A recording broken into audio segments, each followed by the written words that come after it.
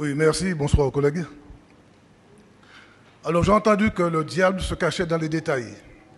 Pas lui seulement, le bon Dieu aussi, peut-être.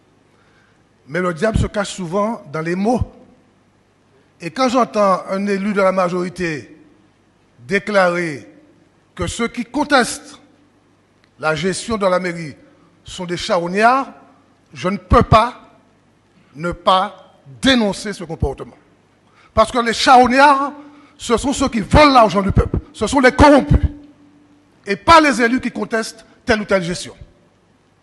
Et je n'admets pas qu'un élu, à l'égard des autres élus, ou à l'égard du peuple, ou à l'égard de journalistes, parle de charognard. En parlant ainsi, vous n'exprimez que votre propre turpitude. Et je souhaite, nous avons déjà eu des débats extrêmement difficiles ici, mais on se respecte quand même. Même quand le ton monte, personne n'a jamais traité personne de charognard ici, à aucun moment. Donc il faut savoir, de temps en temps, raison garder et ne pas s'égarer dans les mots pour faire joli. Bien. Alors, j'ai écouté avec beaucoup d'attention la présentation du code administratif. Et j'avoue que j'ai été pris d'une joyeuse sensation. Confidence. J'avais l'impression d'une équipe nouvelle, jeune, courageuse, qui s'attaquait aux dérives financières d'équipes précédentes qui n'avaient rien compris à la gestion financière de la ville. Mais je dois vous dire, chers collègues, que l'équipe précédente, c'est vous. Les équipes précédentes, c'est encore vous. Et cela depuis près de 80 ans. Donc, quand vous exultez de cette manière,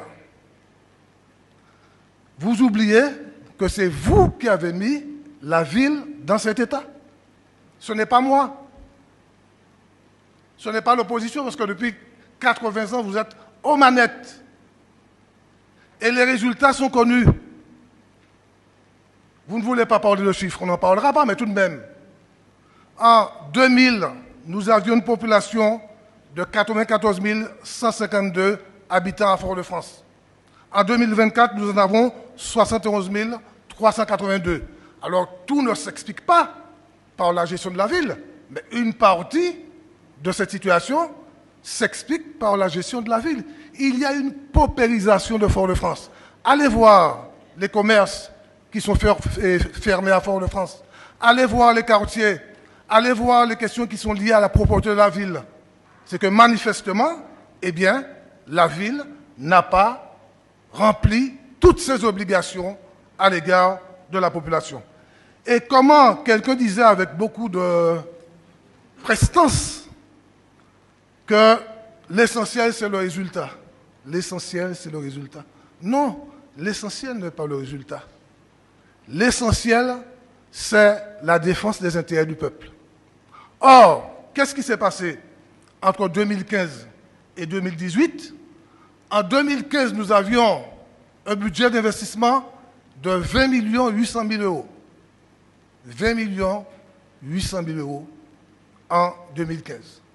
En 2018, ce budget est passé à 2 800 000 euros.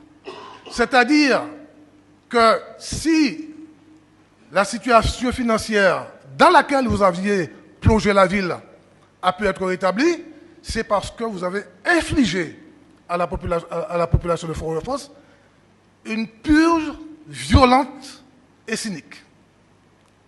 Et cela a conduit à l'abandon des quartiers, à des initiatives qui n'ont pas été prises, à des travaux qui n'ont pas été faits dans les délais, etc., etc. Alors, que vous vous disiez, on a réglé la question financière. On a essayé, que cela a été difficile.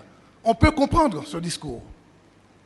Mais que vous présentiez cela comme une prouesse, alors que c'est vous qui êtes responsable de cette situation, il y a quand même de quoi s'interroger.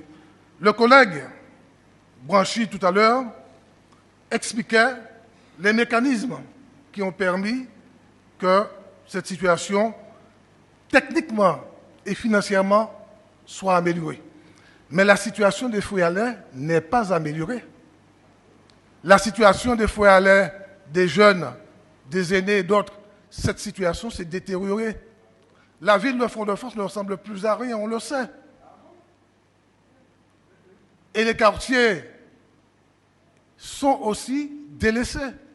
Le centre-ville est délaissé. Je ne parle pas d'éclairage et d'autres choses. Alors je voulais le dire, non pas pour essayer d'accabler quiconque, mais je considère que cette manière un peu de faire porter le poids de la situation catastrophique des finances de la ville serait du fait des autres, non, c'est vous. C'est vous, ce n'est que vous. Et il faut assumer cette responsabilité. Il faut évidemment se réjouir que les choses s'améliorent, mais je le répète, cela s'est fait au détriment d'une purge des foyers à lait qui sont dans la difficulté. Et je pense qu'il faudra évidemment rapidement sortir de tout cela. Voilà ce que je tenais à dire, peut-être que très fermement, mais sans traiter personne de charognard, en respectant les gens et en considérant que si nous pouvons avoir un débat franc, dur parfois, le respect en tout doit prévaloir. J'en ai fini, merci.